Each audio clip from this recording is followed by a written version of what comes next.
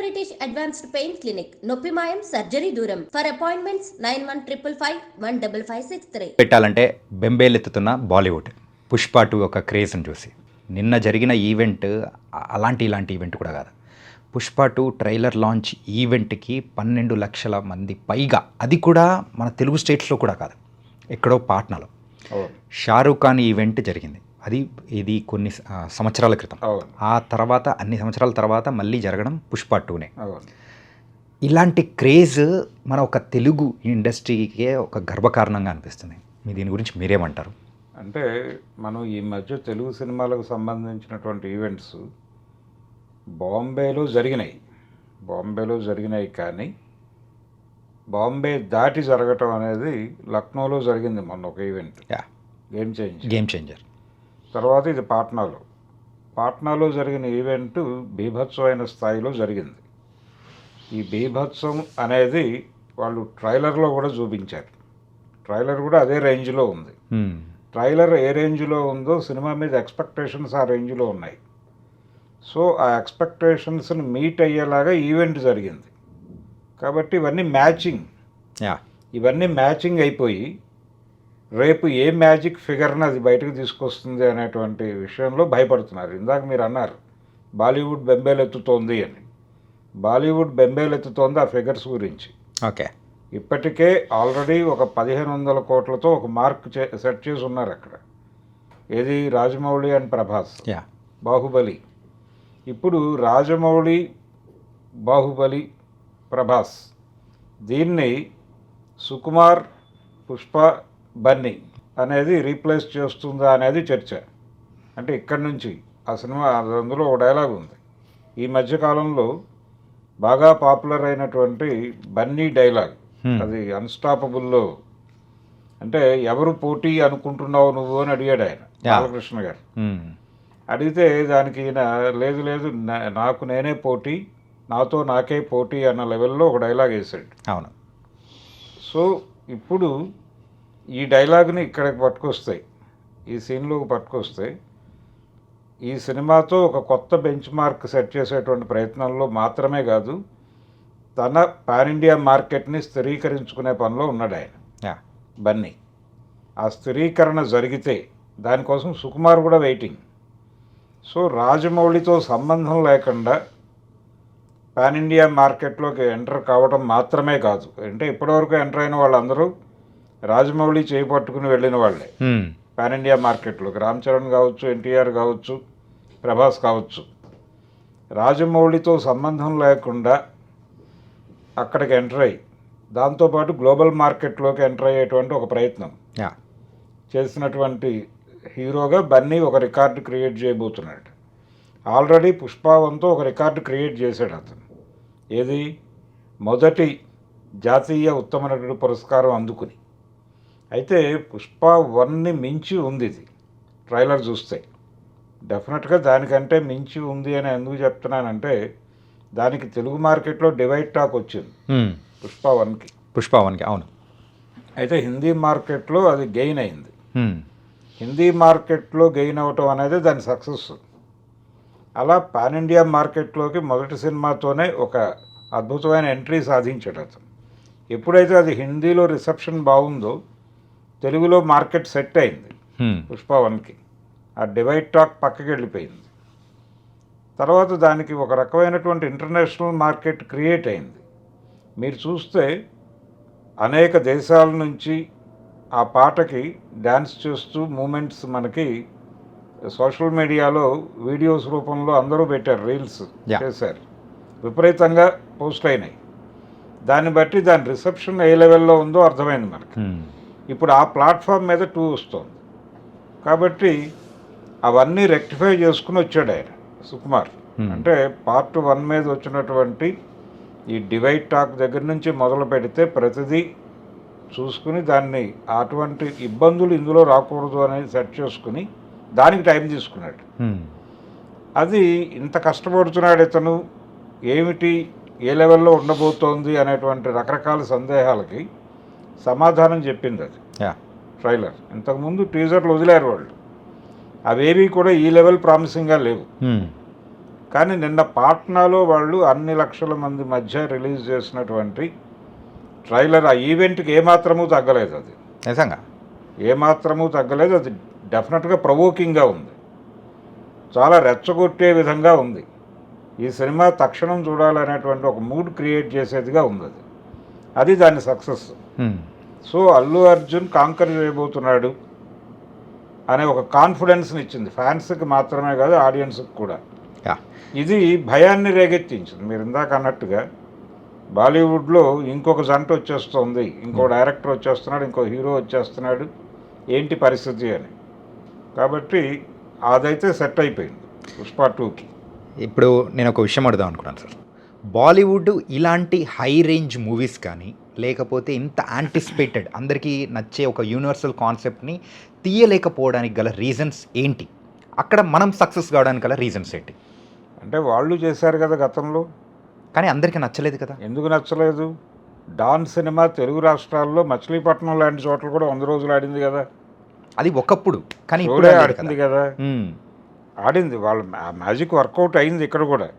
Even hero cinema ఏది సుభాష్ గై hero కూడా ఇక్కడ 100 days సెలబ్రేషన్ చేసుకుంది కదా. దాని తర్వాత విక్రమన్ చేశారు తెలుగులో, కానీ ఆ సినిమా 100 days సెంటర్లు ఉన్నాయి ఉమ్మడి ఆంధ్రప్రదేశ్లో.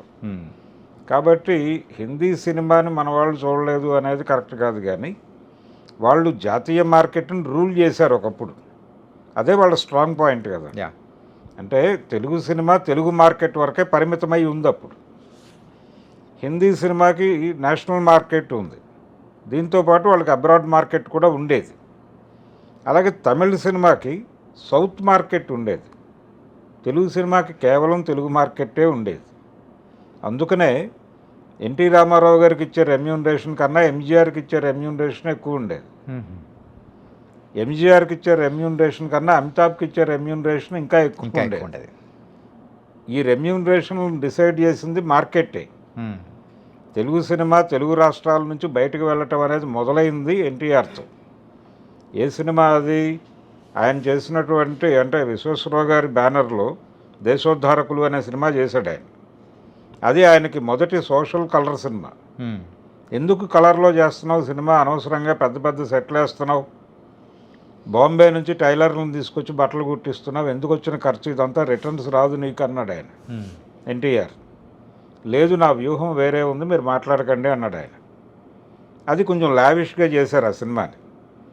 చేస్తే ఆయన టార్గెట్ ఏమిటి, తెలుగు వాళ్ళు ప్రపంచంలో ఎక్కడుంటే అక్కడ సినిమా వేయాలనుకున్నాడు, వేశాడు, హిట్ అయింది.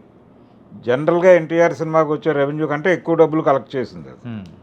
అట్లా అంటే క్వాలిటీ సినిమా తీయాలంటే బడ్జెట్ పెరగాలి, ఆ బడ్జెట్ రిటర్న్స్ రావాలంటే మార్కెట్ పెరగాలి. ఇది సూత్రం. ఈ సూత్రం మీదే రాజమౌళి గేమ్ మొదలుపెట్టాడు.